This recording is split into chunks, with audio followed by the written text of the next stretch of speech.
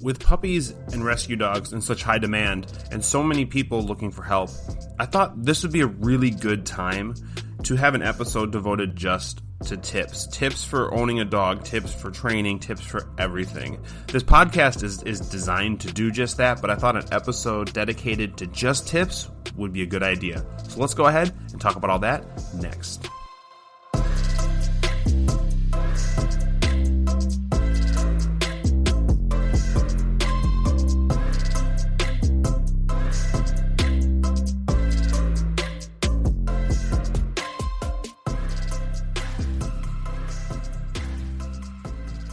All right, let's jump into this week's episode. Hey, everybody, I hope you guys had a good 4th of July. We certainly did. Dogs all survived. Nobody got super scared, and that's always a good positive thing. Like always, when we start these episodes, I want to just let you guys know, I am Jake. I am from OnDogTrainingAcademy.com. That is an online course-driven website. You can go there. We're in the process of building it and getting some courses up and launched. And you can go there, hit the subscribe button, get on our email list, and we will send you information when those courses are available and what those courses will be. So check that out. Also, guys, go to our Learn, Laugh, Bark podcast Facebook page. On there, you'll be able to tell me what things you want me to talk about. Like I've mentioned before, I have a huge list of things that I'd like to talk about, and it always seems to get added to weekly as I deal with more and more with people and their dogs and just ideas come up. But if there's something you want me to cover, I certainly will look into it and possibly do that for you. Lastly, I just want to take a moment. This podcast is fairly new still. I don't know exactly how many episodes. I should probably have counted. We're somewhere around the area of maybe 10 podcasts or so, 10 episodes that we have done so far on this podcast, and it's growing. And I really want to just thank everybody for listening, and it's just appreciated. I don't do this for money, obviously. I don't do this for anything but just trying to help people and educate people and do what I can. And I know a lot of people out there are struggling with their dogs, so I feel like if I can help somebody, that's just a bonus. So just thank you guys for listening to this. Definitely share this with your friends, your family, even people you don't like. Just share away this podcast so we can get more people in, educate more people, and really build this into something really helpful for a lot of people. I mean, even if I'm just helping you, this one person listening to this episode, if I can just help you with something, then it's worth it. But with that being said, the more the merrier. So definitely share it, guys. Help me out here. Help other people out if you find that they need it. So with all that out of the way, I want to dive into this week's episode. And like I mentioned in the intro, this episode is going to just be a hodgepodge of tips and different things that we find useful when it's just doing, whether it's dog training, living with your dog, different things. And so, I don't like these episodes to go super long. I try to keep them in that 15-20 minute range if I can.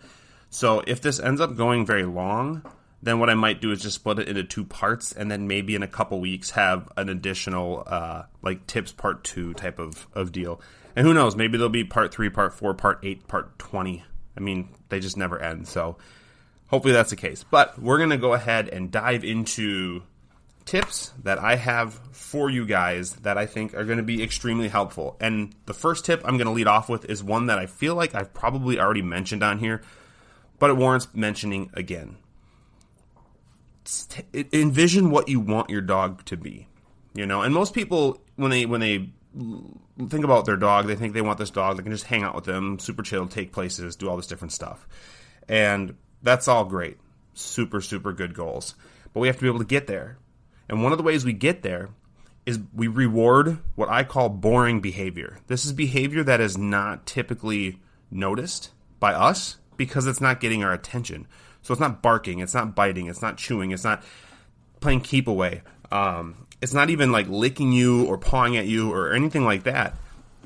It is simply boring behavior like laying down at your feet. Or if you let your dog on the couch, like we do, your dog just jumping up on the couch, laying next to you, and being perfectly chill and quiet and good. And I don't care if your dog is 8 weeks old or 10 years old. It doesn't matter. To me, all of these tips I think are valuable regardless. And this one especially. I always want my dog to know that when they do something nice and calm and boring like that, I'm going to acknowledge it. Because if I only acknowledge the really exciting, stimulating like things like barking and stuff, then that's what the dog's going to do to get attention more.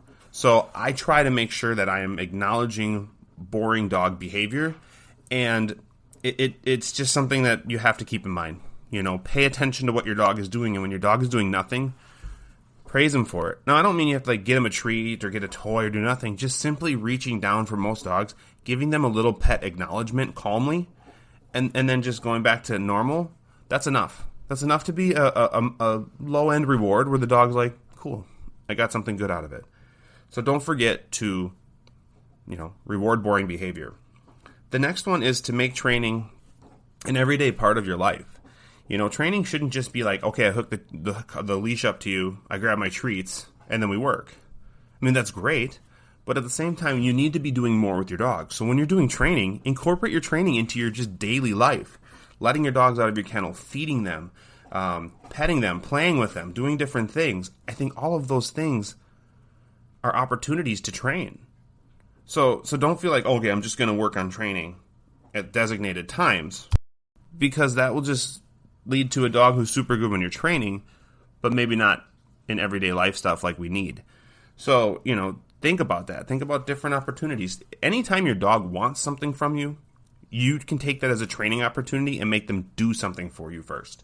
And that could be something as simple as a sit, but it could be more complicated. Maybe you want your dog to heel with you or do a down or whatever you want to throw out. Basically anything, that your dog is good at, you can incorporate in. So make training just an everyday part of your life. Incorporate it into everything they do.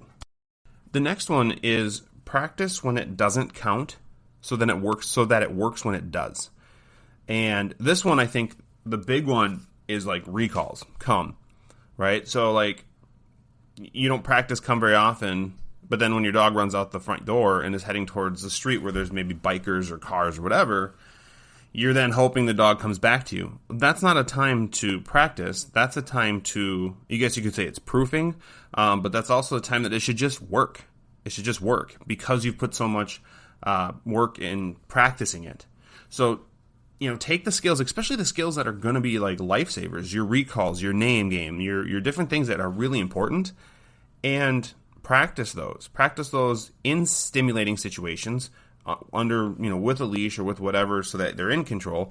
But practice these things so that you're not sitting there, on the heels of your feet or the heels of your feet. When it happens, I say this a lot, and I just put a post up on our Facebook page that says, be proactive, not reactive.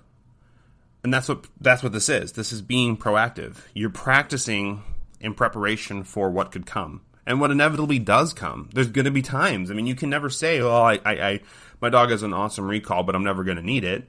We always need it, and even if you only need it one time in your dog's entire life, one time, and that one time is because your dog's running towards a road or something, all that practice is worth it. Like if someone told me, when your dog is 10, they're going to have a situation that if it doesn't have a good recall, they're going to get killed. They're going to get hit by a car or whatever. If someone told me that, and they're like, you know what, you need to practice though from puppy till age 10 in order for it to work, I would certainly do it. I don't care if it's one time. That one time is worth it. So practice, practice, practice, practice, and then when you're done practicing, practice some more. The next one then is this goes into practicing. Keep your dog on leash when you're practicing certain things. If you're doing recalls and you're doing it like in a fenced-in yard, that's one thing. But when you're trying to do something like healing or stays or different things, and you're doing it with a dog that's still new or not efficient at it yet, have them on a leash. Don't give them the choice to not do it. If they're on leash and they try to go away, you can stop them. If they're not on leash and they go away, now you have to get them back. And then if they decide to play keep away, then you've got a mess on your hand. And your dog just learned to completely ignore what you were saying because, well, then you get to play keep away, and that's a fun game for them. So just keep them on leash when you're training. I think it sets them up better for success, and I think it's just a good thing to do. The next one is a tough one, and it's one that I definitely am guilty of not doing at times. Obviously, most of the time I am. If I'm giving you this advice, I better be following it, and that's be patient with your dog. Patience is so important.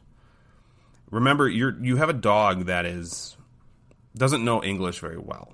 We're trying to teach it.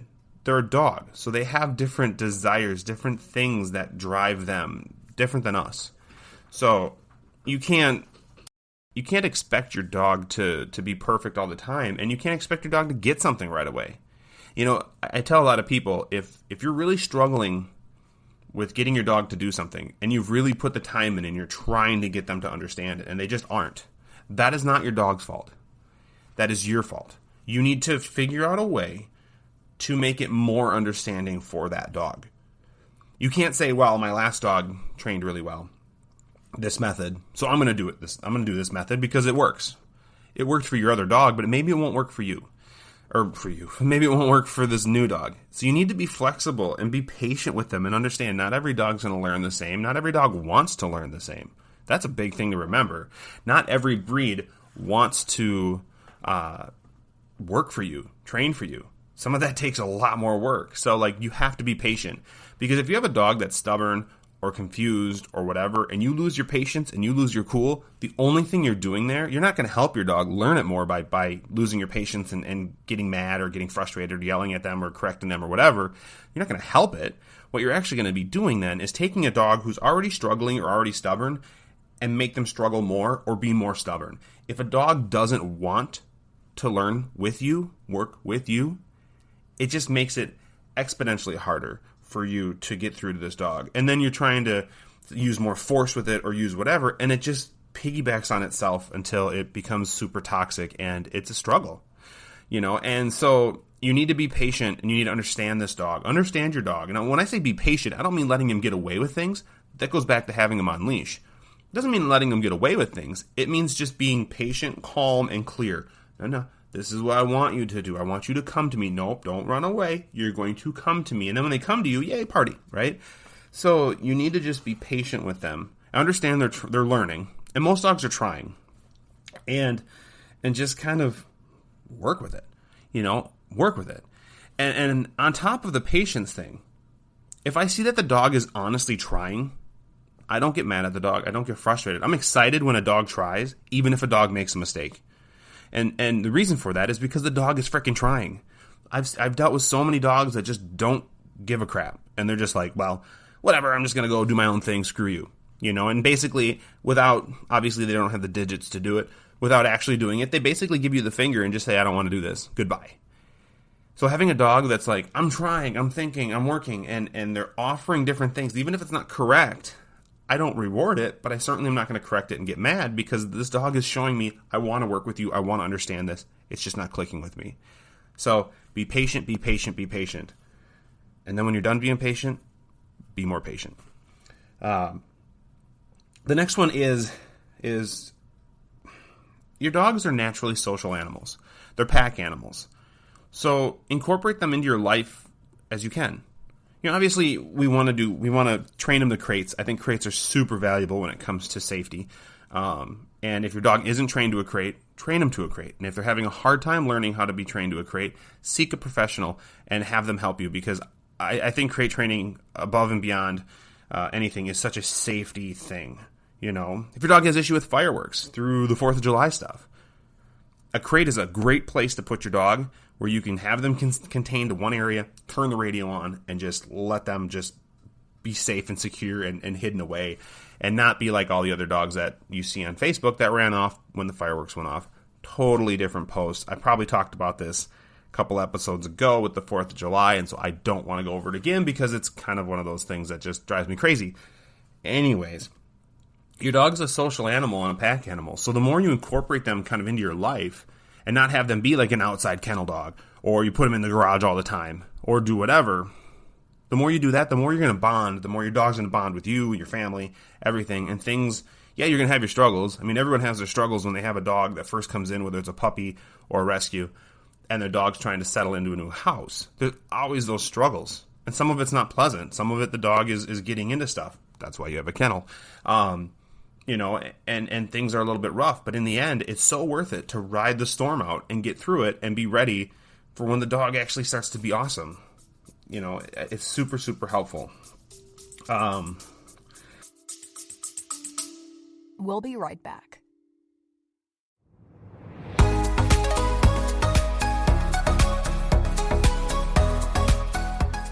Hello, this is Panic. And this is Sarah. And you are listening to Music Elixir, a podcast between two friends discussing their favorite Asian artists and music.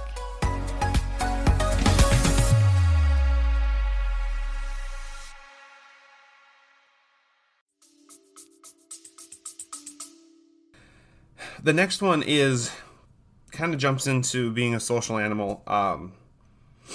Socializing, I think, is super, super important. And I don't care if your dog is, again, 8 weeks old, 10 years old, 17 years old, whatever, don't care. You need to be getting them out and socializing them. You need to expose them to stuff. So do that. I mean, I don't even know what else I could say tip-wise. Do that. Get them out. And I mentioned this before when it came to socializing in a different episode. Things aren't going to go perfect. Just like I mentioned before with having them be part of your household, things aren't going to always be perfect. But it's getting out there and trying to work on it and get through things. That's what's going to do the best. Think about when you first started a job, whether you were a kid or an adult, new job, whatever. When you first did it, things were difficult. It was tough. It was stressful. And sometimes it was just not fun because it was just so much you were trying to take in. But then over time, things got easier, things got smoother, and then before you know it, you were just strolling through. You'd come to work, know exactly what to do, exactly how to do it, and it was smooth. Well, that's kind of the same thing with a dog, right? Like, the more you socialize them, or the more you incorporate them into your pack, the more you do these stuff with your dog, the better they will be. As long as you're working on making it better. You have your treats, you have whatever you need, you have them on leash, you're controlling things. All that's it'll progressively get better as long as you continue to work on it. Some stuff might be ugly, but in the end, it'll be worth it. But get them socialized. Remember, I think I already talked about this, but socializing, it's not just people, and it's not just other dogs. Like if you say, yeah, I don't take my dog anywhere, but I have people that come over. Yeah, okay, that's great. However, first off, your dog doesn't know what new places look like, so that's going to be super exciting and stimulating for them, or scary. But also, what's your dog going to do when there's new people in a new place? Like, there's just a lot of questions. So socialize them, get them out, and remember, your dog doesn't have to be social with other people and dogs. Your dog just has to tolerate. Like, that's what I expect out of a dog. I don't expect a dog to be like, oh my God, there's people, I love people. Oh my God, there's dogs, I love dogs. Oh my God, there's a new place, I love new places. Although that would be fine. All I want is a dog to go, okay, I'm here. Oh, look, that's a person. That's pretty cool. But I'm going to stay with my person because they give me treats and we train or whatever. Same thing with when they see other dogs and go new places. Like, I just want a dog to be neutral around new stuff. So that's always a good goal. The next tip, if you are free feeding, meaning, and when I always ask people, do you schedule feed or do you free feed? And they're like, oh, we schedule feed. We put food down in the morning, and then once that's done, then we offer food again in the evening. And I guess that would be like schedule feeding with an asterisk. Okay, so that to me leans more into a free feed, especially if your dog's a grazer. So if you put your food down at 8 o'clock in the morning, but your dog doesn't actually finish its food till like 11 or 12, you're essentially free feeding. I'm just going to say you are free feeding. That's not a schedule. Yeah, you do put it down in the morning. Cool, I get that. But in the end, you're still basically free feeding because your dog's allowed to just eat basically when they want to. Schedule feeding is I put my food down at 8 o'clock, and 8 o'clock's just a completely made up time. I don't care when you do your feedings. 8 o'clock, I put the food down. By 8:15, if that food is not eaten, or if you're not still working on it, I'm going to pick that food up, and then you will get offered your normal amount of food. So if they get 1 cup twice a day, then they're bowl of food, even if they didn't finish all the food in their bowl, that one meal, their next meal is going to only be a cup of food. It will not be a cup plus what they had before. That's not how this works. You're going to get a cup of food again. And then if you don't eat it, same thing. You're going to have 15 minutes or whatever to eat this food.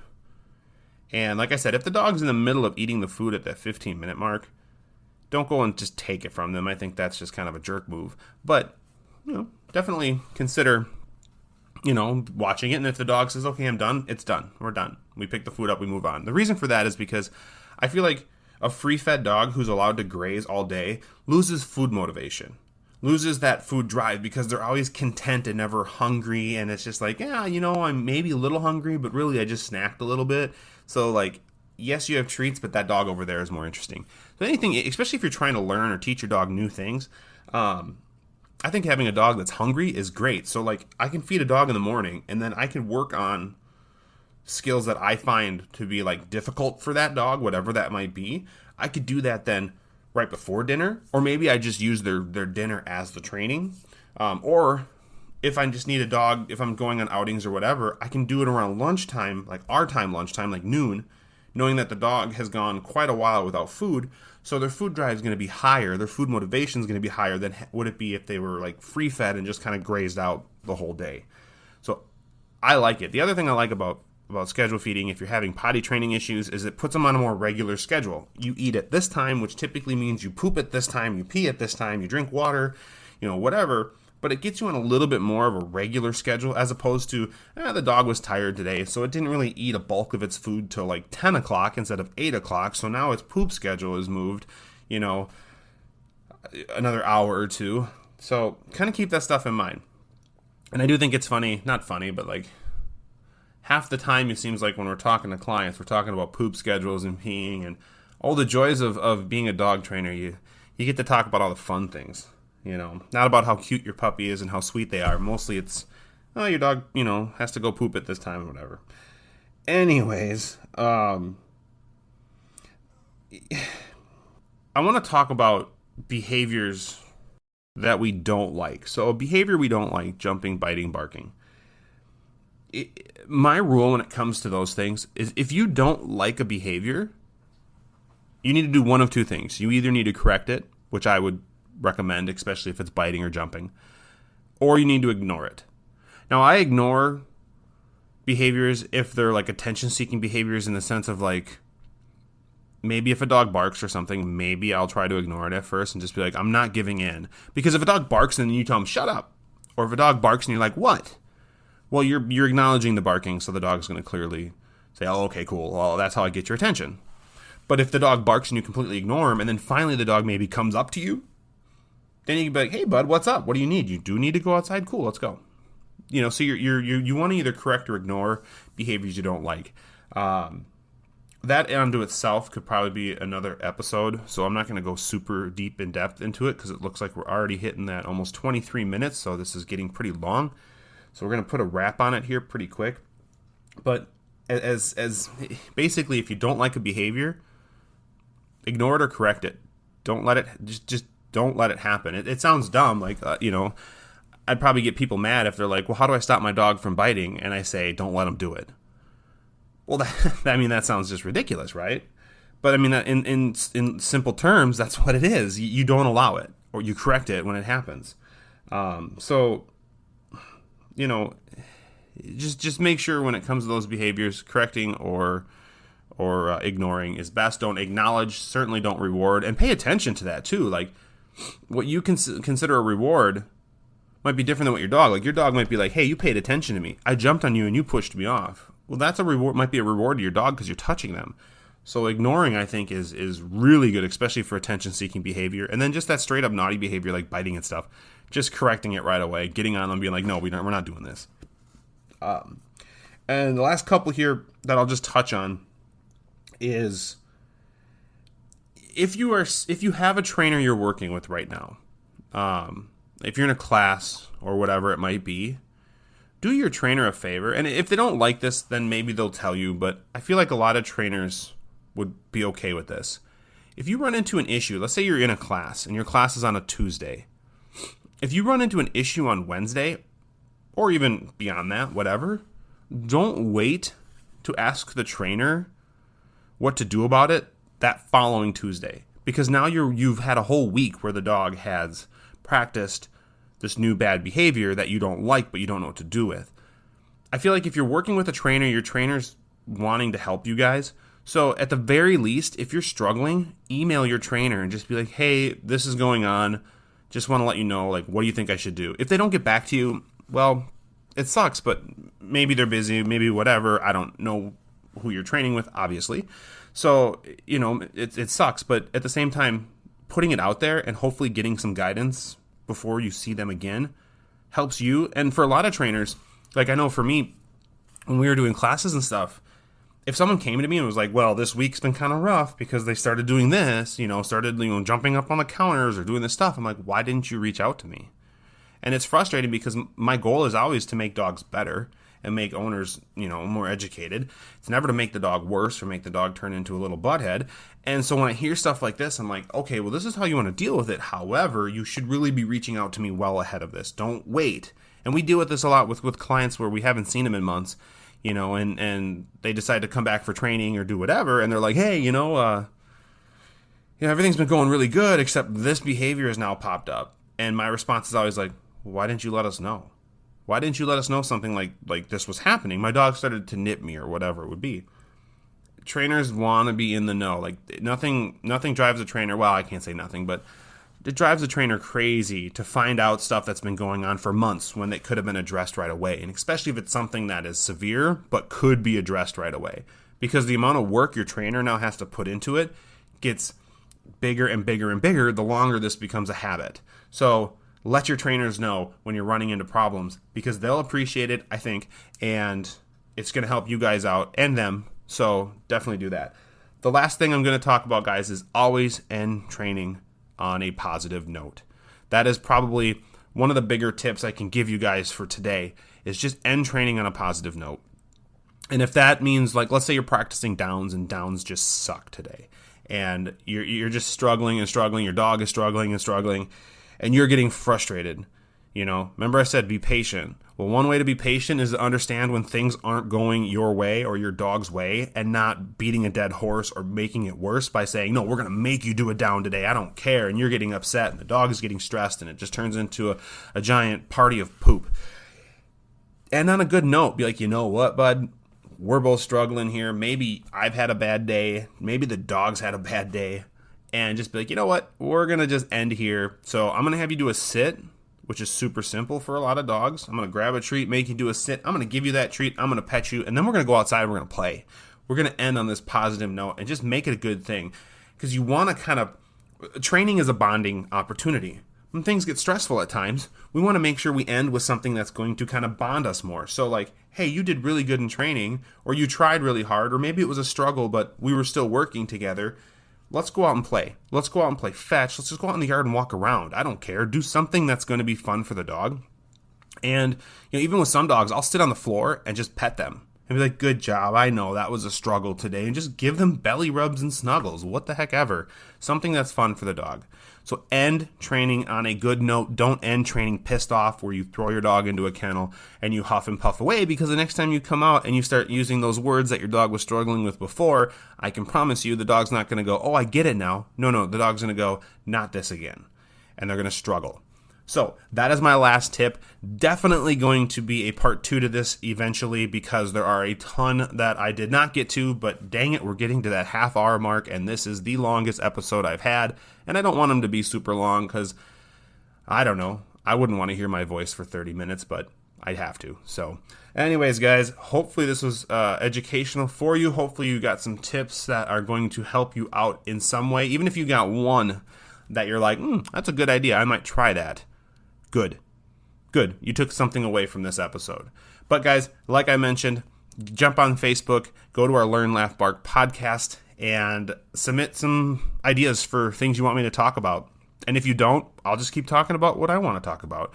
Maybe that's good for you guys, but whatever. I'm giving you a chance to kind of hear what you want to hear. So Check it out. Remember, share this stuff with your friends, with your family, and remember, even people you don't like. Just share it with everybody so that we can build this up and we can help more people. Go on to ondogtrainingacademy.com, hit subscribe, and get on our email list so we can send you information when our courses start to drop. And guys, like always, have fun, train with your dogs, and we'll see you in the next episode.